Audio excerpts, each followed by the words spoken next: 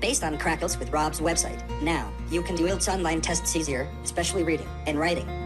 With Reading Test, you can use Highlight tool to highlight important words, phrases, sentences, or unhighlight text by selecting such words, then right-clicking.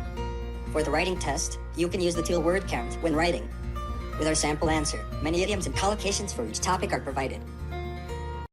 This lesson is just a very quick introduction to Passage 1, the first passage you will come to on the IELTS listening paper. All right, so as you're probably aware, there are 4 sections to the IELTS listening paper, and Passage 1 is generally considered the easiest one. Okay, and most of the time there will be 2 people speaking with one another, okay, and they will be exchanging basic information in most cases. Okay, so for example, one person might be giving some directions, or they might be planning something together. One person might be placing an order on the phone at a restaurant. Okay, and this is the kind of scenario that you can expect for Passage 1. Very often, one person will be sort of in an employee role, okay, and maybe somebody's calling in to a business and asking questions, maybe asking about a product, or possibly placing an order of some kind. These are the very standard kinds of topics you can expect. Daily life kind of situations, definitely not an academic focus at all for Passage 1. And so the vocabulary will be relatively simple, at least compared to the other parts of the listening paper. It's very important, if you want to score well on the listening paper, to avoid losing very easy points, okay? Because Passage 1 is definitely the place where you can score the easiest points on the listening paper. Okay, so some ways that people miss easy points. Well, some people get stuck with the problem of not following the word count directions, right? Or just simply not following the directions telling you what kind of answer choice you should put for an answer for a question, right? Should it be letters, or should it be short answers? Should it be some other form? So anyway, don't lose easy points. Read the directions, pay attention to word counts if it's a short answer question, and you'll avoid losing those simple points. Okay, now let's take a listen just to give you a sense of the kind of passage you can expect for Part 1, for Passage 1. Let's listen to a sample audio just to get you familiar with what it sounds like. So Passage 2, some basic information here.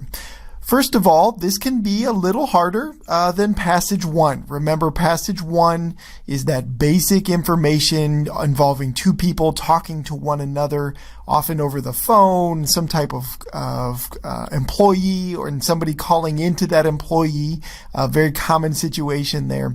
Passage 2 is going to be different, because Passage 2 is a monologue. So you will hear one person speaking, providing all of the information you need to answer the questions for this particular section of the test. Now, this is going to be still an everyday kind of situation, okay? And by that we mean it's not going to be a highly academic situation or an extremely specialized situation, okay? So later in passages 3 and 4, you might get some things like that. But here, this is more something that you might encounter in a daily scenario. Okay, so before we get to some of those topics, just noting that very often the speaker, the person you're listening to, is going to be some kind of expert or leader or guide. Okay, so that's sort of the relationship or the scenario you'll be listening to for Passage 2. Okay, so what are they talking about usually in these experts that you hear in Passage 2? Well, describing a place. Okay, so you might have somebody who is a tour guide of some kind, and they are giving a description of a particular location. That's a very common thing that happens in passage 2. Could also be describing some kind of organization. Okay, so it might be a person giving a presentation to a group of new employees or a group of clients, giving an overview of some department at a university. Okay, it could be just any kind of situation like that where you've got somebody sort of giving people basic information or an orientation. A third thing there, a very common thing, is giving directions. Okay, so the scenario is somebody who's telling you where to go in a particular place. Could be a downtown area. It could be in an office building of some kind. It could be a number of different places. But giving directions is a common thing. And the last thing, just giving a presentation. Now again, this won't be an academic presentation. It'll be some other kind of presentation, a town hall scenario where somebody's giving information about the city, something more like that than like a lecture. Okay, lectures will happen later in part 4. Okay, so that's kind of what to expect for passage 2. Passage 3 is much more challenging now than passages 1 and 2 were. A couple reasons for that, but one of the main ones is that passage 3 has an academic focus, and you can expect more advanced vocabulary related to different kinds of academic discussions. Okay, but passage 3 will not be a lecture. It's almost always a few speakers. Okay, so it can be a classroom situation. It could be a student or a few students talking to a professor about something they covered in class. It could be a discussion about a paper and why a student got a particular grade on a paper.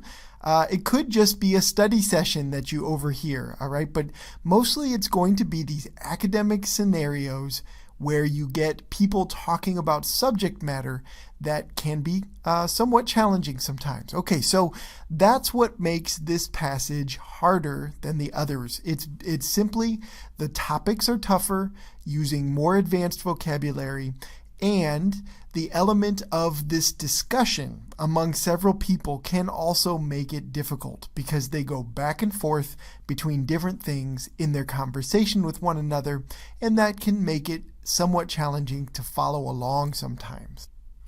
Now, since this passage can be quite challenging, okay, I think it's important to study for it in a particular way, to prepare and listen to as many things as possible.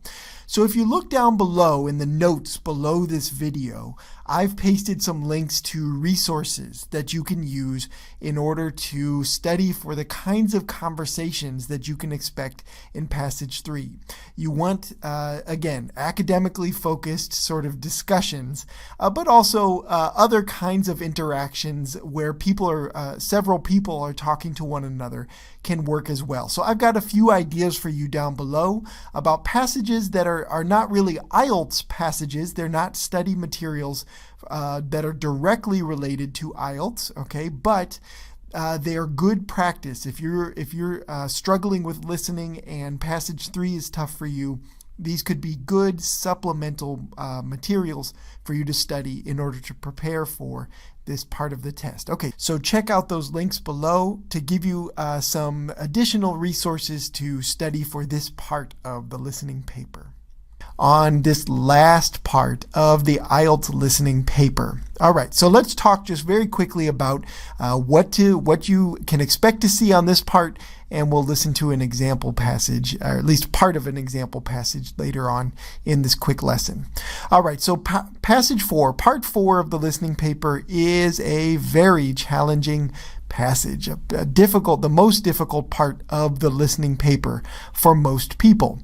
Why is that? Well, usually, almost always, this is going to be a kind of lecture. Okay, so you're going to hear one person talking, usually a professor, and they're going to be giving a lecture on some topic. Now, they're going to be talking at length and in depth about this topic. So, for example, if it's a art history class or a social science class or a biology class, you can expect they're going to be talking about some particular topic, going in, having several main points about that topic, and going into depth with a lot of detail about that one topic. All right, so the challenge here is to follow along and to be able to keep all of the information straight in your mind as you're listening to this tough lecture. Okay, so part 4, a very difficult passage for most students as they're taking the listening paper.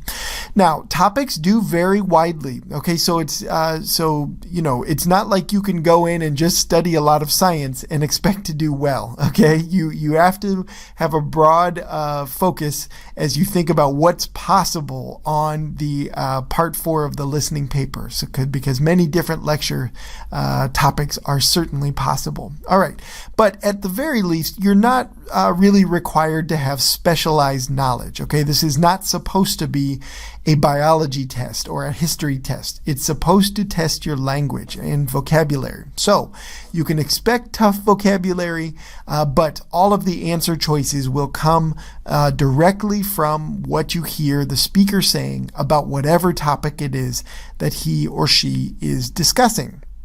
Okay, so on that note, let's take a quick listen to a sample of a kind of lecture that you might expect to encounter on passage 4. Okay, we're just going to listen to a small portion of a lecture here just to give you a sense of what it's like. All right, so let's listen to that now.